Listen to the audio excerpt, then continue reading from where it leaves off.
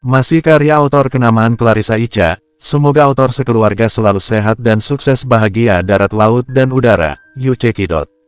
Bab 1. Angin terasa berhembus kencang menerpa permukaan kulit wajahku saat berdiri di depan jendela kamar yang terbuka lebar. Malam ini begitu sunyi, hamparan tanaman di halaman samping rumah menambah ketenangan dalam sunyinya malam. Namun tidak dengan pikiranku yang penuh dengan kemelut keraguan. Denting jam terus berputar, terdengar dari suaranya di tengah keheningan. Kulirik jam dinding, waktu menunjukkan pukul 1 dini hari. Sudah 3 jam aku terjaga, sibuk dengan pikiran yang menguasai jiwa. Kututup jendela kamar, pijakan kaki di lantai terasa begitu dingin di telapak kaki. Kulangkahkan kaki menuju kamar mandi di dalam kamar sederhana ini. Suara gemercik air begitu menggema saat mengambil wudhu. Daripada sibuk dengan pikiran yang berkemelut, lebih baik mencurahkan segala kerisauan hati pada sang pemilik kehidupan, yang menulis senario atas semua makhluk hidup di muka bumi. Aku sudah sempat tertidur 3 jam lalu, namun dering ponsel membuatku terbangun. Keputusan untuk menerima panggilan telepon pukul 10 malam tadi sempat meninggalkan sesal. Seandainya aku tidak mengangkatnya, mungkin segala perasaan yang berkecambuk tak akan singgah dalam benakku.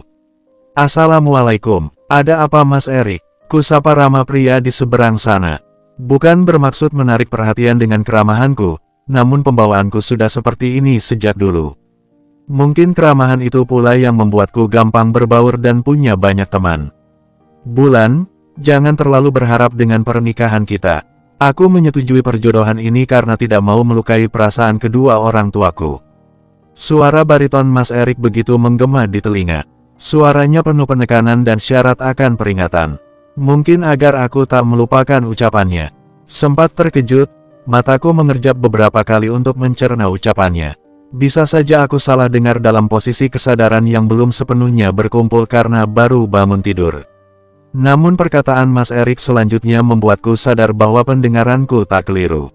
Aku memiliki kekasih yang tidak mungkin aku tinggalkan. Kami berdua saling mencintai dan punya impian untuk menikah. Tuturnya begitu gamblang tanpa rasa bersalah. Tidakkah dia berpikir bahwa ucapannya bisa melukai perasaanku? Meski belum ada cinta di antara kami. Sebab pernikahan kami tinggal menghitung hari. Aku hanya bisa tersenyum getir tatkala ucapannya sedikit menggores hati. Sebagai calon istrinya, harga diriku begitu terluka atas penolakan yang hanya berani diucapkan padaku. Kalau memang sudah memiliki wanita pilihan sendiri, kenapa harus menyetujui perjodohan ini dan membuatku terlihat menyedihkan di matanya? Mungkin dia pikir, aku langsung menerima perjodohan ini tanpa ada perang batin. Hingga kata demi kata menyakitkan begitu mudah terucap dari bibirnya. Sesaat aku terjerembab dalam pusara kecewa, namun detik berikutnya aku mencoba tenang. Ini baru permulaan, aku tak akan menunjukkan sikap nelangsa di depannya. Aku mengerti. Aku pastikan pernikahan kita tak akan mengganggu kisah percintaan kalian. Suara tegasku berbanding terbalik dengan kegelisahan yang menyelimuti. Pengakuannya cukup mengagetkan, mungkin aku hanya perlu waktu untuk terbiasa. Sebab, kedepannya pasti akan lebih banyak lagi pengakuan yang dia buat tentang kisah cintanya dengan wanita itu. Halo, Mas Erik mendengarku bukan? Tegurku kala hanya ada keheningan di seberang sana. Singkatnya datar. Kalau begitu aku matikan teleponnya. Assalamualaikum. Tut, aku menutup telepon sebelum Mas Erik menjawab salam. Lagi pula pria itu memang jarang sekali menjawab salamku. Percakapan itu yang akhirnya membawaku dalam kerisauan. Sajadah sudah terbentang di atas lantai menghadap kiblat. Ku pakai mukena putih yang dipenuhi bordir warna krim pada bagian bawah dan kepala. Mukena yang dibawa oleh rombongan keluarga Mas Erik saat melamarku 1 minggu lalu. Segera ku tunaikan 2 rakaat setelah membuang jauh-jauh bayangan percakapanku dengan Mas Erik 3 jam lalu. Menyesakan dada, sebuah doa ku panjatkan, diiringi keheningan malam. Membuatku begitu khusyuk memanjatkan doa terbaik untuk diijabah oleh sang pemilik kehidupan. Tak banyak inginku, cukup diberi kebahagiaan yang selalu menyertai di setiap langkahku. Diakhiri dengan lantunan ayat suci, ku sudah ibadah yang mampu menenangkan hati dan jiwa.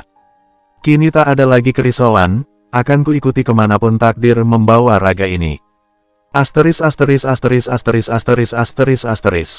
Pagi itu mentari bersinar cerah.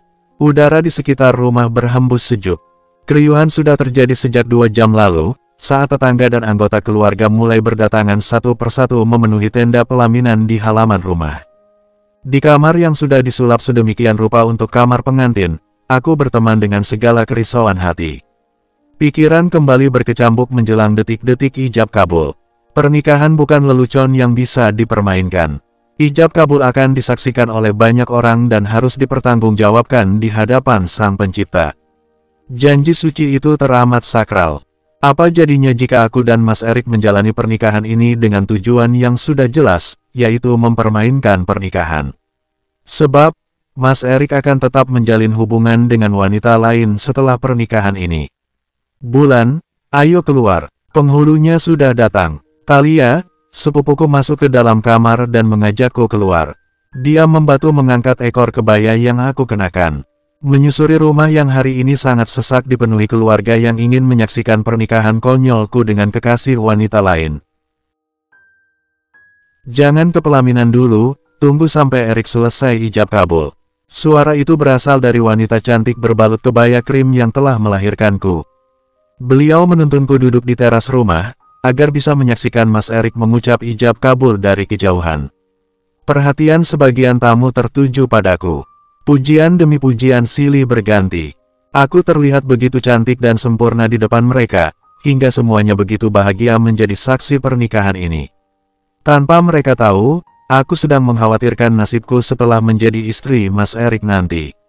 Saya terima nikahnya dan kawinnya Sinar Rembulan binti Abdul Aziz dengan mas kawinnya yang tersebut, tunai. Mas Erik begitu lantang dan lancar mengucapkan ijab kabul. Jujur, hatiku sempat bergetar kala pria tampan itu melirik ke arahku sesaat setelah menyelesaikan ijab kabul. Pandangan kami bertemu, namun sibuk dengan pikiran masing-masing. Tatapan mata kami terputus kala saksi dan tamu undangan mengucapkan, sah. Detik itu juga, aku resmi menjadi istrinya. Istri dari seorang pria tampan yang dianggap sempurna dan baik oleh keluarga kami. Bulan, ayo samperin suami kamu. Suara haru ibu membuyarkan lamunan. Aku dibantu untuk berdiri dan dibawa mendekat pada Mas Erik yang masih duduk di depan penghulu, bapak dan saksi. Kupaksakan senyum untuk menutupi apa yang sebenarnya terjadi dalam perjodohan kami. Mereka hanya melihat bahwa aku dan Mas Erik bahagia dengan pernikahan ini. Bersambung. 2. Tetangga dan kerabat dekat satu persatu sudah meninggalkan rumah. 6 jam setelah ijab kabul, rumah mulai sepi dan hanya tersisa keluarga inti. 2 keluarga yang telah disatukan oleh pernikahanku dengan Mas Erik tampak semakin akrab. Senyum bahagia tak pernah surut dari wajah mama Mas Erik dan ibuku. Sebahagia itu mereka melihat anak-anaknya menikah, tanpa tahu rahasia menyakitkan di balik pernikahan ini. Yang mereka tahu, kami akan bahagia menjalani kehidupan setelah pernikahan. Memberikan cucu-cucu yang lucu untuk mereka. Aku menghela nafas berat membayangkan hari-hariku setelah menyandang status sebagai istri dari pria yang memiliki kekasih. Rasanya ingin menertawakan kebodohanku karena tetap meneruskan perjodohan ini. Bulan, suami kamu nanyain handuk baru, katanya mau mandi. Suara bapak menyadarkanku dari lamunan. Di hadapanku ada sepupu dan adik Mas Erik yang masih kuliah. Keempat orang itu asik bercanda di saat pikiranku sedang berkemelut, memikirkan nasib mirisku. Ekim, itu namanya kode, Bulan. Sana buruan, samperin suamimu ke kamar. Kakak sepupuku tersenyum lebar penuh arti dengan tatapan meledek. Ibu satu anak itu pasti berpikir yang tidak-tidak. Apaan sih mbak, kan cuma minta handuk. Mungkin Mas Erik memang lupa bawa handuk. Aku buru-buru beranjak agar tidak menjadi bulan-bulanan sepupuku yang lain. Lagi pula di sana ada anak gadis, takut pikirannya tercemar karena ucapan sepupuku. Berbeda denganku yang sudah biasa mendengar perkataan mereka yang sebenarnya tabu dibicarakan. Iya, Mbak percaya. Jawabnya penuh penekan, namun dengan ekspresi menahan tawa jahil. Yang artinya kebalikan dari ucapannya tadi. Namun aku enggan meladeni dan segera berlalu. Tok, tok, tok. Rasanya sangat lucu mengetuk pintu kamar sendiri di saat di dalam sana ada seorang pria yang bergelar sebagai suamiku. Jika ada orang lain yang melihat, mereka mungkin akan menegur atau menertawakanku. Untungnya suasana di dalam rumah cukup sepi, kebanyakan masih ada di halaman rumah, duduk di tenda pelaminan yang cukup megah. Tentu bukan keinginanku, karena orang tua Mas Erik yang mengurus semuanya. Aku cukup terima beres, sebab orang tua Mas Erik yang bersikeras memintaku untuk menjadi menantunya. Aku baru membuka pintu setelah mendengar suara bariton dari dalam kamar yang menyuruhku masuk. Mas Erik tampak duduk di kursi meja rias, dia langsung berdiri saat melihatku masuk. Ada handuk bersih, aku lupa bawa handuk, nada bicaranya sangat datar, sedatar ekspresi wajahnya kala menatap ke arahku. Sebentar, aku cari dulu. Setelah menutup pintu kamar, ku buka satu-satunya lemari baju yang ada di kamar ini. Aku memang bukan wanita yang gemar mengoleksi baju. Satu lemari berukuran sedang sudah cukup untuk menampung semua pakaian beserta kerudung. Yang benar saja Bulan, masa aku pakai handuk warna pink? Keluh pria berbadan tinggi itu. Dahinya mengkerut, membuat alis tebalnya menukik. Ekspresi herannya cukup menambah kadar ketampanan suamiku. Suami, batinku tersenyum miris. Hanya ada ini di lemari. Lagi pula cuma handuk. Kenapa mempermasalahkan warna? Memangnya Mas Erik mau keluar kamar pakai handuk ini? Sahutku panjang lebar. Mas Erik memasang wajah malas sembari menyambar handuk dari tanganku dan berlalu ke kamar mandi. Sikapnya membuatku geleng-geleng kepala. Tak mau ambil pusing, aku segera keluar kamar dan kembali berkumpul dengan sepupuku dan yang lain. Jangan ditanya bagaimana reaksi mereka saat melihatku sudah keluar kamar lagi. Mereka meledekku habis-habisan. Aku hanya menanggapi dengan senyum tanpa berkomentar. Biarlah nanti mereka tahu sendiri pernikahan macam apa yang akan aku jalani. Asteris. Jarum jam menunjukkan pukul 7 malam. Semua orang sudah berkumpul di ruang tamu beralaskan karpet. Di tengah-tengah sudah ada hidangan makan malam, lengkap dengan beberapa menu masakan khas hajatan. Ibu tidak mengizinkan keluarga Mas Erik dan keluarga dekatku pulang sebelum makan malam, itu sebabnya kondisi di rumah masih ramai. Aku dan Mas Erik duduk sebelahan. Ada rasa canggung dan tidak nyaman dalam posisi seperti ini. Lebih tepatnya saat perhatian semua orang fokus ke arah kami dengan tatapan penuh arti. Padahal tidak terjadi apapun di antara kami selama istirahat berduaan di kamar selama 2 jam. Kalau saja tidak dipaksa istirahat oleh keluargaku, mana mungkin kami akan berduaan selama itu dalam keheningan. Ambilkan makanan untuk suamimu dulu, Bulan. Masa begitu saja harus ibu yang ngajarin? Bisikan ibu yang posisi duduknya juga ada di sampingku. Aku mengangguk tanpa protes. Mau pakai lauk apa Mas? Tanyaku saat piring di tangan sudah kuisi nasi. Apa saja, aku tidak pilih-pilih makanan. Jemarinya tampak lincah mengetik pesan di layar ponsel sambil menjawab pertanyaanku. Sekilas aku melihat nama kontak perempuan dengan emotikon love. Suamiku sedang membalas pesan dari kekasihnya. Bukankah itu sangat konyol? Kamu tidak gerah tidur pakai kerudung? Tanya Mas Erik saat melihatku naik ke atas ranjang dan berbaring dengan kerudung yang masih melekat di kepala. Menutup rambut hitamku yang panjang. Gerah mungkin di awal saja, selanjutnya akan terbiasa. Lagi pula ada AC. Jawabku sambil berbalik badan memunggungi Mas Erik. Bahkan aku mengambil tempat paling pinggir karena ingin membuat jarak. Sebab percuma saja tidur berdekatan kalau sudah ada kata, tak akan menyentuhmu, keluar dari bibirnya. Kamu takut aku hilaf setelah melihatmu tidak pakai kerudung? Aku janji tidak akan menyentuhmu. Ucapan Mas Erik cukup menarik perhatian, seketika aku berbalik badan menatapnya. Bukan hanya takut hilaf, tapi takut Mas Erik jatuh cinta padaku. Kataku sedikit terkekeh. Menanggapinya dengan candaan adalah salah satu cara menyelamatkan perasaanku agar tak tersinggung. Kalau sudah jatuh cinta padaku, nanti mau dikemanakan kekasih Mas Erik itu? Ku tatap lekat netra Mas Erik yang menatapku tajam. Aku bahkan tidak bisa mengartikan arti tatapannya kali ini. Namanya Selin, ucap Mas Erik seraya mengarahkan pandangan ke atas, menatap langit-langit kamar dengan tatapan menerawang.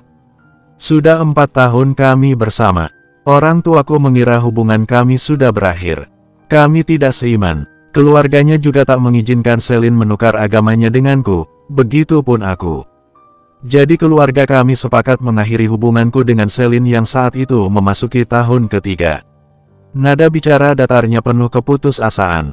Aku sempat hanyut dalam kisahnya, membayangkan dua orang yang saling mencintai namun tak bisa bersatu karena beda keyakinan. Mungkin tidak ada titik temu karena keluarga Mas Erik dan keluarga kekasihnya sama-sama kuat mempertahankan kepercayaan yang sejak kecil mereka anut. Aku turut prihatin. Tapi kalau ditakdirkan tidak berjodoh, kita sebagai manusia bisa apa? Kataku penuh penekanan. Sama seperti aku yang pernah merencanakan pernikahan bersama seseorang, tapi hari ini malah menikah dengan Mas Erik. Sengaja ku tegaskan kalimat terakhir, hingga Mas Erik menoleh ke arahku. Manusia hanya bisa berencana, tapi Allah yang menentukan. Ucapku tegas. Mas Erik terdiam, beberapa saat dia menatapku tanpa kata, lalu mengalihkan pandangan. Entah apa yang ada dalam benaknya.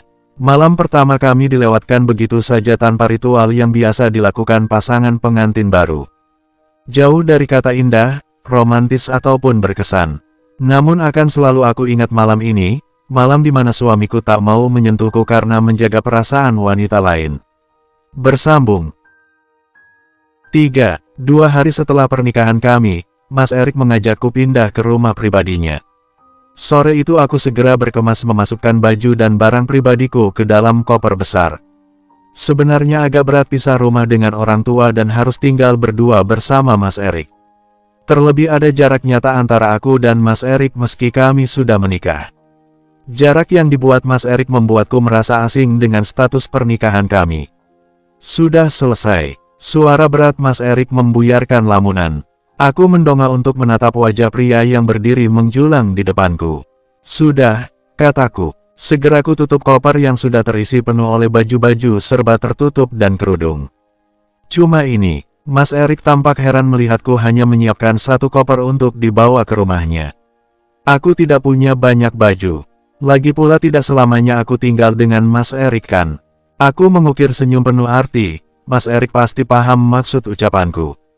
Dia pun pasti berharap pernikahan kami bertahan sementara agar dia dan kekasihnya bisa hidup bersama. Ayo, aku ada pekerjaan yang harus diselesaikan malam ini. Mas Erik mengambil alih koper dari tanganku dan membawanya keluar kamar. Aku buru-buru mengekorinya untuk berpamitan pada bapak dan ibu, lalu dengan anggota keluarga yang lain. Bapak titip bulan ya nak Erik. Wajah keriput bapak tampak berbinar ketika bicara pada Mas Erik. Sebahagia itukah orang tuaku karena putrinya menikah dengan Mas Erik? Pada kenyataannya Mas Erik memang memiliki daya tarik lebih di mata para orang tua. Pria itu terkenal sopan, baik dan bertanggung jawab. Kerja kerasnya juga tidak perlu diragukan lagi. Bahkan di usianya yang baru 30 tahun, Mas Erik sukses dengan karirnya di sebuah perusahaan konstruksi terbesar di ibu kota. Bulan sudah jadi tanggung jawab saya, Pak. Sudah pasti saya akan menjaga dan melindungi Bulan. Bapak sama ibu tidak usah khawatir. Mas Erik tersenyum meyakinkan pada kedua orang tuaku. Lihat, bagaimana orang tuaku tidak bangga dan bahagia memiliki menantu bermulut manis seperti Mas Erik. Dia pandai menarik hati bapak dan ibu hingga mereka sangat bersemangat ketika menjodohkan kami. Di mata mereka, hanya Mas Erik yang pantas menjadi pendamping hidupku. Bulan masih butuh bimbingan dan arahan. Seandainya melakukan kesalahan, tolong dinasehati baik-baik, jangan dibentak atau dikasari. Hatinya terlalu lembut, tidak bisa dibentak sedikit saja. Mama merangkul dan membawaku dalam dekapannya ketika berpesan pada Mas Erik. Aku bisa merasakan suara ibu bergetar menahan tangis. Beliau pasti berat melepaskan anak perempuan satu-satunya.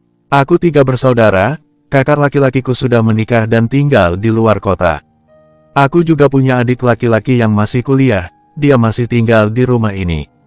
Aku bisa melihat Mas Erik mengangguk kecil, artinya dia menyanggupi perkataan ibu. Walaupun dia hanya pura-pura. Perjalanan dari rumah orang tuaku ke rumah Mas Erik memakan waktu sekitar 2 jam. Kami sampai di komplek perumahan elit. Rumah di depan jalan utama komplek ini hanya diberi pagar terbuka dengan tinggi sekitar 2 meter. Aku sempat terdiam di samping mobil dan mengamati rumah lantai 3 dengan gaya Eropa yang didominasi warna putih. Ada 4 pilar yang menjulang tinggi, tersambung dengan balkon lantai 2. Tak lama, seorang wanita parubaya keluar dari dalam rumah dan menyambut ramah kedatangan kami. Malam Pak Erik, selamat atas pernikahannya. Bibi sebenarnya ingin datang, tapi anak Bibi sakit. Baru tadi siang Bibi sampai di sini. Sapanya ramah. Tidak masalah Bik, jawab Mas Erik. Pria itu kemudian beralih membuka bagasi untuk menurunkan koper. Ini Bu rembulan kan, ternyata lebih cantik dari bayangan Bibi. Mana pakai kerudung, Pak Erik pintar memilih istri solehah. Ujarnya dengan senyum ramah yang tak pernah luntur. Saya Bik Asi, Bu. Sudah 1 tahun terakhir kerja di rumah Pak Erik. Beliau mengulurkan tangan padaku, aku menerima uluran tangannya untuk berjabat tangan. Aku jadi ikut senyum-senyum mendengar Bik Asi berceloteh hampir tanpa jeda. Salam kenal Bik Asi. Panggil Bulan saja, tidak usah pakai embel-embel Bu. Saya merasa sangat tua dipanggil Bu. Jawabku seraya terkekeh kecil, tapi tidak sopan cuma panggil nama. Saya jadi sungkan. Tolak Bik Asi sopan. Panggil Bulan saja Bik, Bulan mungkin tidak nyaman dipanggil Ibu. Suara tegas Mas Erik mengakhiri sesi perkenalanku dengan Bik Asi. Kami bertiga kemudian masuk ke dalam rumah. Mas Erik membawaku ke lantai 2. Dia masih setia membawakan koper milikku. Aku akui Mas Erik memang baik dan bertanggung jawab, dia bahkan tidak membiarkanku mengangkat koper besar itu. Ini kamar kamu, katanya setelah membuka pintu kamar. Aku menatapnya dengan dahi berkerut. Maksud Mas Erik, kita akan pisah kamar. Tanyaku memastikan, memangnya kamu berharap kita tidur satu kamar? Bukankah aku sudah berjanji untuk tidak menyentuhmu, jadi lebih baik memang pisah kamar. Mas Erik menarik koperku ke dalam kamar, lalu keluar lagi setelah meletakkannya di dekat pintu. Kamarku ada di sebelah, tapi aku tidak mengizinkan siapapun masuk ke dalam, termasuk kamu. Bik Asi juga tidak pernah masuk ke kamarku. Katanya memberitahu. Aku sempat melirik sekilas ke kamar sebelah, lalu kembali menatap wajah Mas Erik. Baik, aku sangat paham. Terima kasih sudah memberiku tumpangan untuk tempat tinggal. Aku masuk dulu, tanpa menunggu jawaban dari Mas Erik. Aku menyelonong masuk ke dalam kamar dan menguncinya. Flashback. Maaf Mas Arlan, Bapak sudah menyiapkan calon imam untukku. 2 minggu lagi kami akan menikah. Bisa kulihat keterkejutan di wajah Mas Arlan ketika aku mengatakan akan menikah dengan pria lain. Ada gurat kecewa di matanya, namun Mas Arlan masih terdiam menatap netraku lekat-lekat. Di antara aku dan Mas Arlan memang tidak ada hubungan. Pria 29 tahun itu juga belum mengikatku. Orang tuaku bahkan tidak mengenal Mas Arlan. Tapi pria yang berprofesi sebagai dokter itu sempat mengutarakan ingin melamarku setelah mendapat restu dari orang tuanya. Tapi hingga 4 bulan lamanya kami berteman, Mas Arlan tak kunjung diberi restu. Mungkin orang tua Mas Arlan punya kriteria calon menantu sendiri, tentunya bukan aku. Bagaimana kepribadiannya? Apa dia pria yang baik? Tanya Mas Arlan setelah cukup lama terdiam karena sibuk dengan pikirannya sendiri. Insya Allah. Bapak dan Ibu selalu memuji kepribadiannya. Aku menundukkan pandangan karena tidak tega melihat ekspresi wajah sendu Mas Arlan. Lalu bagaimana perasaan Bulan dengan pria itu? Kamu tertarik? Mas Arlan masih bisa bicara santai, padahal aku bisa melihat kerisauan dalam sorot matanya. Itu hanya soal waktu. Aku hanya berusaha menuruti perkataan Bapak dan Ibu. Lirihku, Mas Arlan tampak mengangguk paham. Semoga dia bisa menjadi imam yang baik untuk kamu.